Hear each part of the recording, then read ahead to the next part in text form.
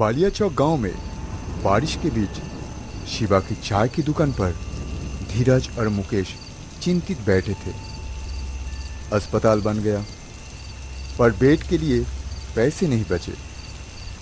धीरज और मुकेश पुराने बेंच पर बैठे हैं।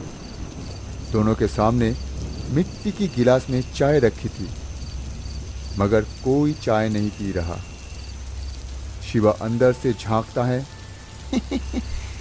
भैया लोग, चाय तो ठंड हो गई, कुछ बात हुआ है क्या? बस मन नहीं लग रहा, सोच में है। गांव वालों ने मिलकर अस्पताल बनवा तो लिया, पर अंदर कुछ नहीं है, न बेड न पंखा, कुछ भी नहीं। पैसे की कमी होगी शायद। हाँ, शुरुआत में सबने मदद की थी, पर अब सब चुप है। आगे कुछ करने का कोई सोच ही नहीं रहा है। थोड़ी देर बाद विजय सर दुकान पर पहुंचते हैं। गीले कपड़े, झोला कंधे पर। विजय सर बोले, क्या बात है, सब ऐसे शांत क्यों बैठे हो? सर, आपकी चाय तैयार है, अदरक डाली है, जैसा आप कहते हैं। बताओ आप, ऐसा क्या हो गया? सर जी, अस्पताल तो खड़ा है, पर काम रुका हुआ है, अंदर कुछ भी नहीं है। मैं भी कुछ देना चाहता था, लेकिन बेटी की शादी में खर्च ज्यादा हो गया। समझ सकते हैं सर, इन दिनों हर काम में खर्च बढ़ गई है। शिवपुर में मेरी एक जमीन है, सालों से वैसे की वैसे ही पड़ी है। अगर उसे बेच दे तो शायद बेड, दवाई वगैरह का इंतजाम हो जाए। क्या आप सच में ही बेचने का सोच रहे हैं? हाँ, जमीन तब काम की होती है जब लोग ठीक हो। खाली जमीन का क्या फायदा? आपका सोच बड़ा ही साफ है सर, ऐसा बहुत कम लोग करते हैं। लोगों की सेवा करना ही असली काम है। गांव के लोग ठीक रहेंगे, वही सबसे जरूरी है। तीनों कुछ पल तक चुप रहते हैं। बाहर कीचड़ हो चुका है, लेकिन दुकान के भीतर एक हल्की सी उम्मीद की गर्माहट लौट आई है। चाय की चुस्कियों के साथ बातचीत का सिरा फिर जुड़ता है। तीनों सुबह सुबह स्टेशन पहुंचे। ट्रेन थोड़ा लेट थी। प्लेटफॉर्म पर चाय, केले और भीगे अखबार की खुशबू थी। आसपास कुछ लोग छाता पकड़े खड़े थे।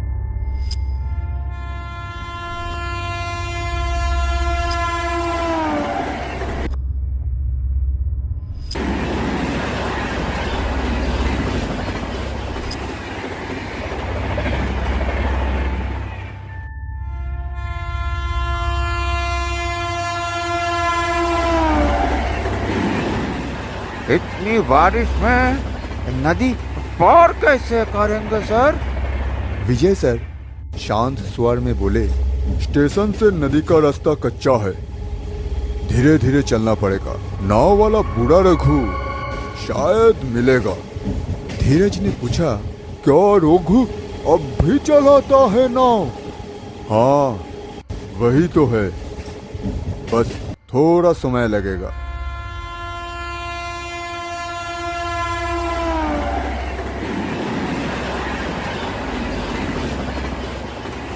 शाम होते होते ट्रेन स्टेशन पहुंची।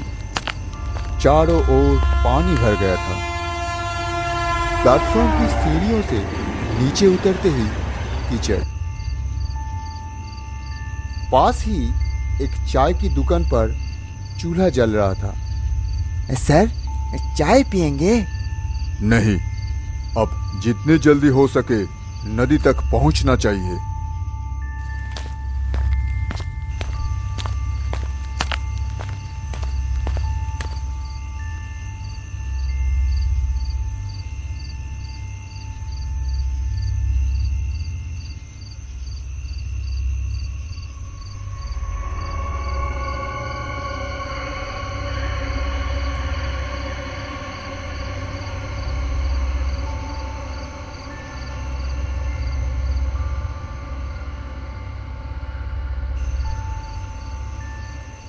तीनों बिना कुछ बोले आगे बढ़े।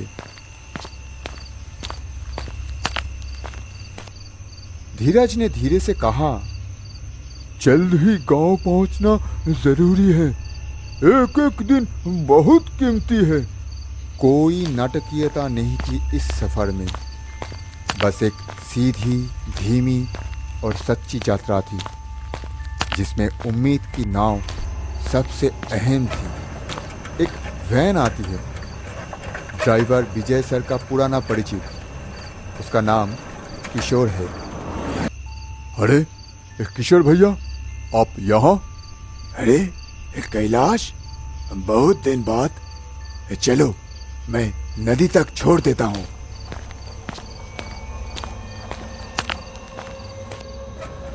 वैन में सब बैठते हैं। रास्ते में बात होती है। अपनी जमीन बेचने आया हूँ किशोर। गांव में अस्पताल के लिए पैसा चाहिए। वाह कैलाश, तुम सच में ही जनकपुर का गर्व हो।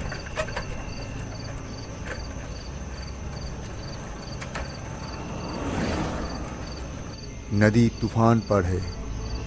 कोई नाविक नहीं, सब परेशान हैं। अगर अब बुरा ना माने तो मेरे घर पास में ही है, वहां रात बिता लीजिए। सभी राजी हो जाते हैं।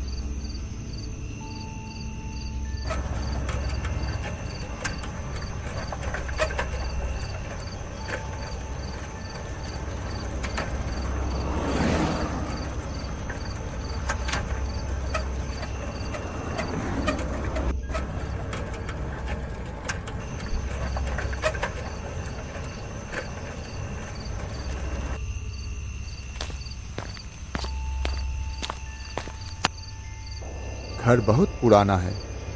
अंदर नमी, बदबू और टूटी खिड़की से आती हवा है। ये घर तो बहुत समय से बंद लगता है। हाँ, मैं अक्सर बाहर ही रहता हूँ। वो खुद बाहर सोने चला जाता है। तीनों चटाई बिछाकर लेटते हैं।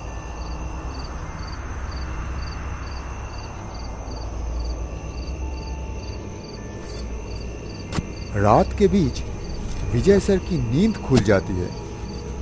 बाहर कोई खुदाई कर रहा है। धीरज, मुकेश, उठो, शायद कुछ गड़बड़ है। तीनों बाहर जाते हैं।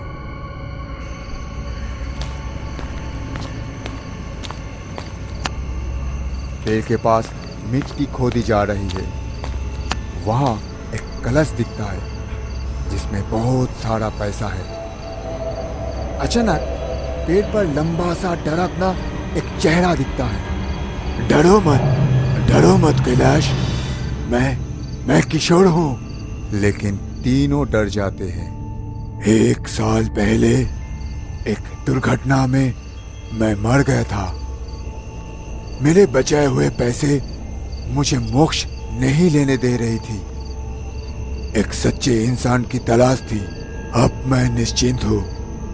ये पैसे ले लो और अस्पताल में लगाओ। अपनी जमीन बेचने की जरूरत नहीं है। किशोर हवा में गायब हो जाता है। तीनों भावुक होकर पैसे को देखता है। अगले ही दिन तीनों गांव लौटते हैं।